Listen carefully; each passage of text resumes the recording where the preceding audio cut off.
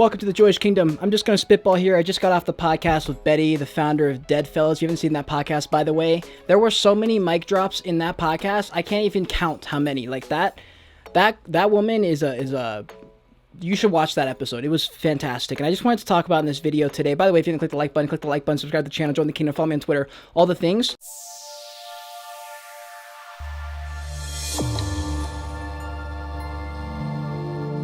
I want to talk about what are the few things I've learned from interviewing some big project founders now. I've interviewed the founder of Doodles, of SupDucks, of DeadFellaz now, of Boonji, of a whole lot of different projects, new projects, established projects, and there's things I've learned that I think would really help out people as far as getting into Web3. Also, as humans, as business owners, after all, businesses and NFT projects are synonymous. They are the same. And so talking to these kind of high-level CEO type people who've dealt with a lot of things, managed a lot of people and all those things, there's a lot of things you can take from them. And if you're not going to watch all the podcasts all the way through, I think this video can really help out a lot of people. One of the things I picked up is, one, you got to be able to be bold. In this world, being bold is rewarding. You get rewarded in the long run for being bold. It might hurt you in the short to midterm. You might have to go through a bunch of bullshit.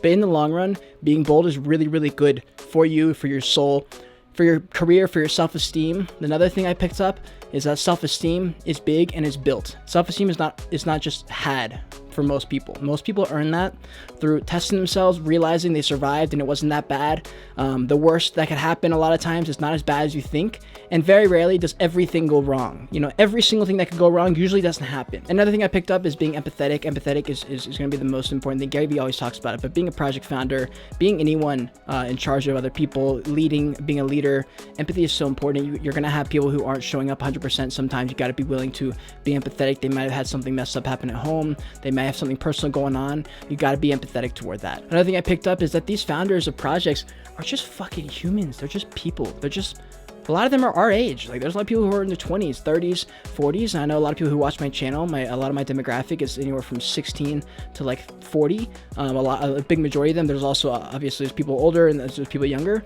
But what I've noticed is that a lot of these founders are not these like aliens, if you will. Like when we see people that we look up to, we don't even categorize them as humans. We categorize them in this upper tier level of like God status. They're these people that they're untouchables, and what I've learned is that even the most decorated multi-millionaire CEOs with all this success and all this money and all these connections, they're just people, and it levels out the playing field for me.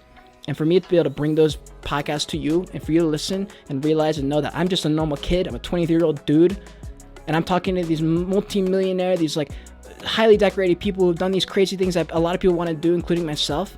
And I realized that they're just human beings, and they've got the same emotions that we have. They live under the same stars that we live under. The sun rises and sets under the same above the same world that we have on planet Earth. Obviously, everyone has a different life. I don't have the same connections as some of the other people that I've interviewed have, but we all can do our own bit, and we should also be proud of what we can accomplish. And don't forget that when you accomplish something, and for a lot of things, at least for me, I'll accomplish something and not think anything of it, and I'll just be like, okay, whatever, move on. Very rarely do I accomplish something and I'm like, holy shit, that was fucking insane. Like, most of the things you accomplish are pretty mediocre, they're normal. But to some people, it's unbelievable to them, and it motivates them to do something, right? For example, if you have a car and it sucks, it's not that good of a car, but you're like, no problem, I got a car, whatever. Then someone who has a bike sees you get a car, and they're like, bro, that's the coolest thing fucking ever. That guy has a car, and it's like, that's wild, because you can't know what other people have and what other people's lives are like, and you don't know how you're affecting them. So it's important to think about that from your own perspective and think about how you can be a leader in your own right, because you are a leader. Everyone's a leader in their own right. There's someone who looks up to you.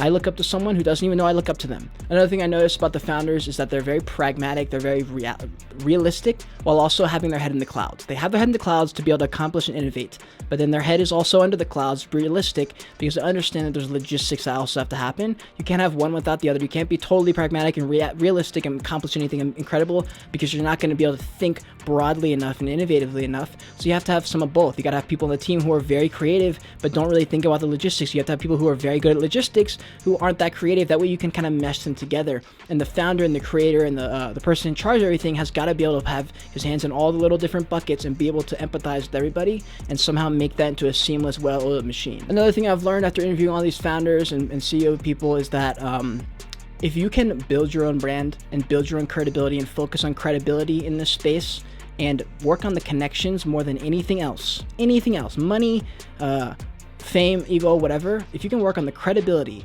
and when people hear your name, they have something that good comes to mind, that's the most important thing. Because if you have that, and then you cold DM someone, the chances of that happening exponentially higher. I got an interview with DeadFellaz, the podcast, or the founder of DeadFellaz, Betty, through a cold DM, a straight up cold DM. And then I found out, oh, she probably won't read these messages. So I found out who her assistant was, and I was like, or manager was, and sent them a cold DM. Boom.